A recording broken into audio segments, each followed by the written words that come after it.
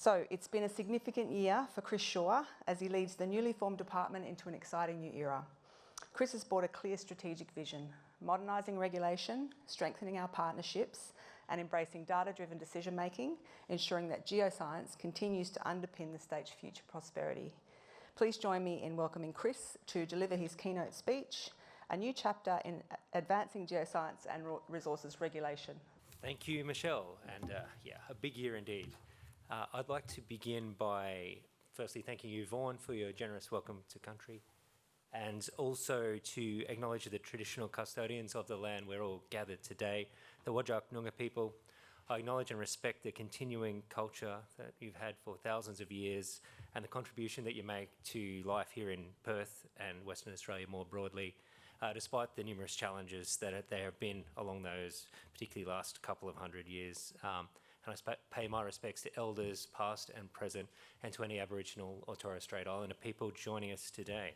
So good morning and welcome. It is my first GSWA Open day, but in the past 3 months since I started the role, GSWA has just been such a learning opportunity for me, being relatively new to WA and new to this department. So much going on. It's super exciting time and really looking forward to connecting with you all today. Thank you to the Minister for Mines Petroleum, Minister David Michael.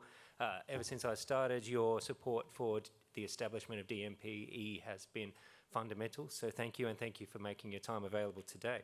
So, as I said, great honour to be here. As my first GSWA Open Day, I hope it's the first of many, assuming things go well. It really is, as I said, it's an exciting new era for us as DMPE, and it reflects the state government's ongoing commitment to a strong, sustainable and future-focused resources sector. This luxury that we now have of a department just focused on the resources sector. And one of the things at the heart of the future of the resources sector is obviously exploration. So DMPE was created on the 1st of July as part of broader public sector changes. What it really means for us is that we now have a singular focus on the sustainable and responsible development of WA's world-class resources, from promotion to discovery, development and operation, regulation, closure and decommissioning. So largely, apart from safety, we really are the one-stop shop from cradle to grave of the mining industry. So that's such a great place for us to be. As Michelle alluded to, the E is not in our name by accident. Exploration really is seeing the future success to WA from the resources sector to continue to thrive and be the heart of our economy. GSWA, as a division within our department, really plays the lead role in supporting and promoting exploration to ensure the future success of our resources industry. And it's not just about increasing exploration spend, but it's also, I've really discovered, about leveraging exploration spend dollar per dollar, what is actually achieved in terms of discoveries and flowing through to production. And it's just, everyone in the GSWA is so passionate, so it's really been enjoyable for me. As the Minister discussed, the state government really is focused on economic diversification and clean energy transition to see us all well placed for the future, and certainly the resources sector is at the heart of that, in my opinion, and in particular our critical minerals. And certainly, I came from Queensland, for those that don't know, and we used to think we're pretty hot for critical minerals, but coming to WA, it's just next level. It really is fantastic. And things like the deal that the Minister referred to with the United States, how we can leverage that. We've got the gallium things going on. We've got a whole range. We've got Iluka already doing rare earth processing, as the Minister alluded to. So there's so much going on already and so much potential for the future. And we know WA is home to pretty much all the critical minerals already, as well as the scale and quality of many of our deposits. We're already the leading producer globally in iron ore and lithium, and right up there in terms of LNG, gold, nickel, alumina, cobalt, rare earths, and even salt and mineral sands. So GSWA's work really helps position this new department, DMPE, as a leader in the discovery and development of our critical minerals, as well as other resource commodities as well. So in terms of helping heavy industry decarbonise and remain competitive, our resources sector expertise is also going into the carbon capture and storage field as well. And I know the Minister and the Premier were in Japan and Korea a little while ago and came back full of enthusiasm for opportunities for WA there. And I've just been up to Barrow Island as well and seeing the learnings that are coming from that project. 11.5 million tonnes of carbon dioxide already been permanently sequestered. So that's worth celebrating and learning from. I think DMPE, as a key department across government for resource exploration, development and regulation, we welcome the opportunity to work collaboratively with industry, community and all levels of government in those economic diversification and decarbonisation priorities of the government, and really, my opinion, the opportunities for economic diversification through diversification of commodities in the resources sector and going further downstream really leverages our existing strengths and will help align with the Premier and the government's goals of maintaining WA as the strongest economy in Australia. So I'll dive into GSWA a little more specifically, and I'm sure many of you know more about GSWA than I do in many regards, but learnt so much recently and just been so inspired. I just cover off on a few key highlights, I guess, from my time getting to know Michelle and the team. Really, I see GSWA as the foundation of enabling more discoveries and turning those discoveries into production, and the core themes really around collecting data and geoscience knowledge, and there's so much of that, much more than any other jurisdiction in Australia and as far as I can tell the world. How we transform that data to help industry make informed investments with lower risk and supporting sustained exploration, as I said before.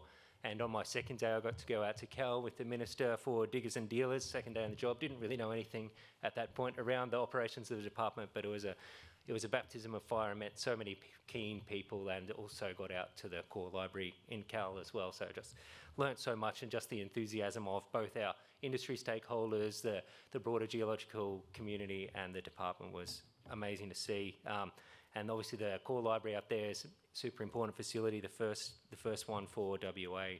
I made it out to Carlisle yesterday to see our other big core library here in Perth. So just the resourcing that goes into that, the operations that keep them running, but most importantly, making them available, those facilities available to industry free of charge to allow people to really leverage that. Over 100 years of investment in collecting geoscience information. It's just such a foundational asset for the industry to tap into. So fantastic to see all that coming together, and definitely the programs and the changes that Michelle and her predecessors have been making to GSWA over the years have seen it remain nation leading in terms of that pre-competitive geoscience, and it's really got a strong reputation around Australia and the world. When we were at IMARC a couple of weeks ago, the amount of people that proactively sought us out for DMPE and the GSWA's work and our rock collection, I think, that we had at the conference was the envy of the other states as well, so well done. And as the Minister said, just the reports and maps that really are available to not just industry stakeholders, but the whole of the WA resources ecosystem. So just fantastic to see.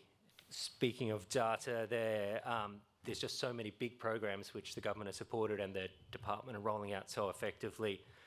Things like the WA Array, magnetelluric, did I get that right, guys? Survey that's really allows us to see deeper into the earth as the easy surface deposits are mined and exhausted. What comes next for our industry? So just that information, as I said, just really can be a game changer for the private sector to come in and invest in further exploration. And the WA Array program is launched back in 2022, and I couldn't believe it's a 10-year program that aims to cover all of WA, and that's 2.5 million square kilometres. That's a lot of information. That's a lot of hard work out in really remote places. 10 Victorias we're planning to cover with this program, so it's really impressive and great work to everyone involved. Another key highlight of the GSWA's programs that they deliver is the Exploration Incentive Scheme. I know a lot of other states have similar programs, but it's been going for 16 years now. The government have made the commitment to turn that into ongoing funding as well, which is really helpful for us in our future planning rather than going from budget year, and not being able to make strategic spends. It's really helpful. So, and since 2009, the program has received over, the drilling program alone has received over $230 million of support, and the latest round has got $6.6 million going to 39 projects to be done before this time next year. So huge amount of work, and I think speaking to industry proponents, it does make a big difference in the early phases on what can be achieved in terms of exploration.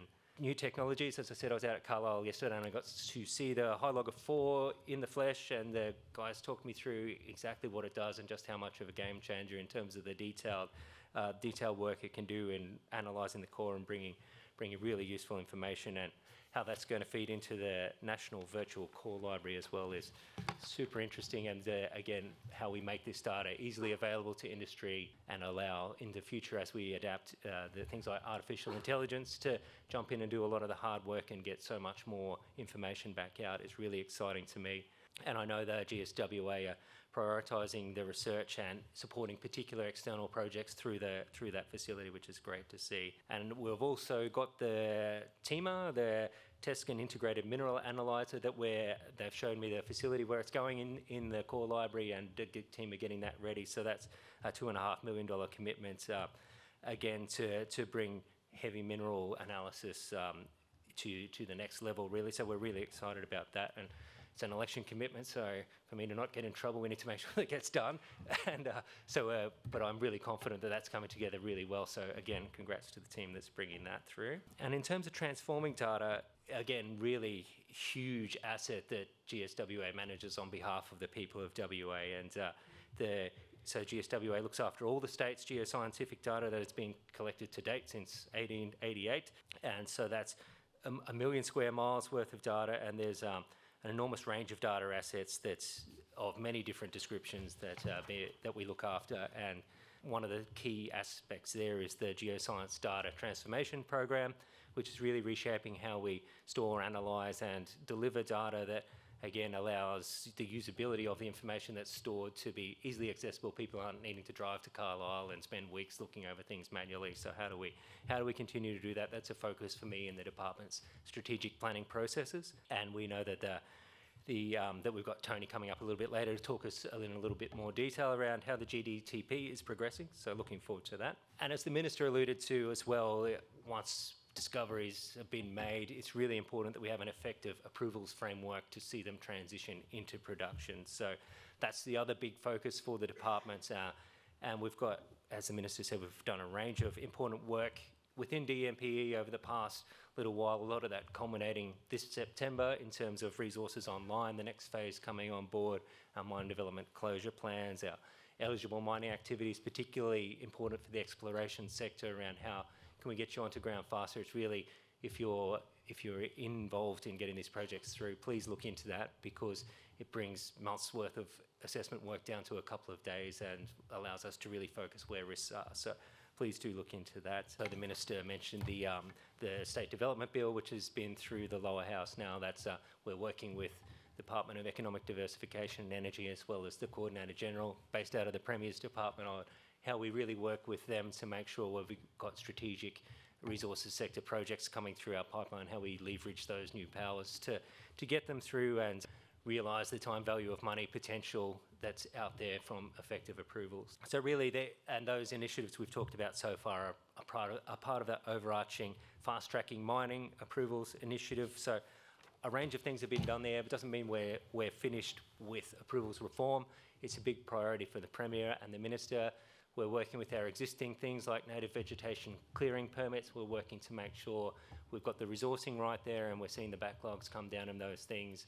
MDCPs, as they came in, there were things where a range of applications came in just at the transition point, so we're getting them through as quickly as we can and focusing on stabilising, as well as making sure we've got the right information to continue to improve these systems and making sure our resources are in the right spot. And there's also the Mining Amendment Bill 2025, which has now been through the lower house and into the upper house probably next year for passage, which again really helps on the certainty piece. We know that to invest in the resources sector, certainty and timeliness are the other critical things. So MAB 25 brings through some improvements to tenure security, flexible exploration licensing framework, streamlined processes, modernises language and centralised oversight. And certainly in the department, where it's not just the legislation that we're working out how to implement, we've got great plans, but how do we continue to improve that with further legislative changes as well as operating changes on how we do our business.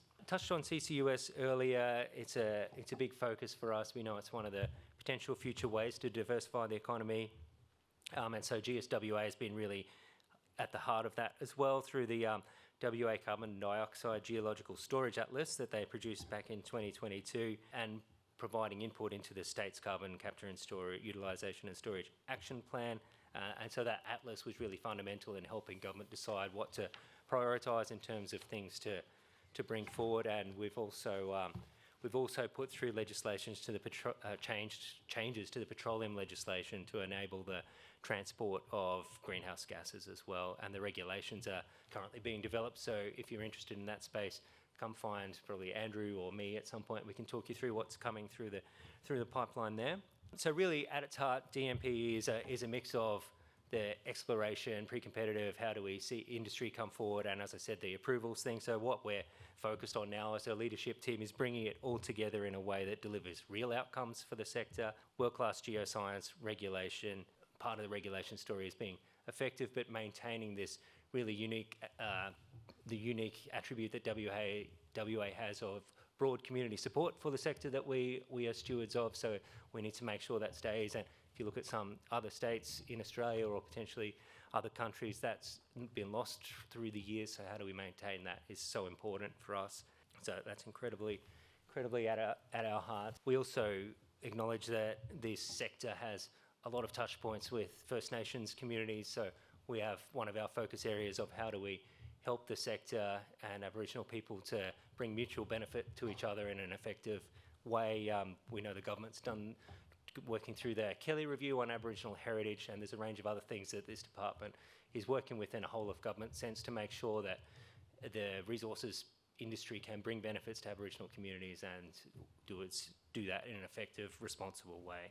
And also to touch on the Abandoned Mines program, another bit of a significant anniversary here. So it's now 10 years old, the Abandoned Mines program, and the Abandoned Mines policy is being refreshed at the moment. The 10-year review was released maybe a month ago, something like that. So if it's of interest, please look into that. And again, real opportunities through the Abandoned Mines program to work with traditional owners, and things like our Ellendale rehabilitation works that we've done up in the Kimberley have brought significant benefits back to Aboriginal people through not only direct jobs, but also through upskilling, getting certificates in earth moving, that kind of thing, which has allowed them to get jobs with other mining companies such as BHP. So we really want to highlight that important work that the team are up to and the benefits that it brings in terms of public confidence in our industry, as well as other things in terms of safety, shafts all around the place, as well as how we really bring the secondary prospectivity options through from our abandoned mines as well. So that's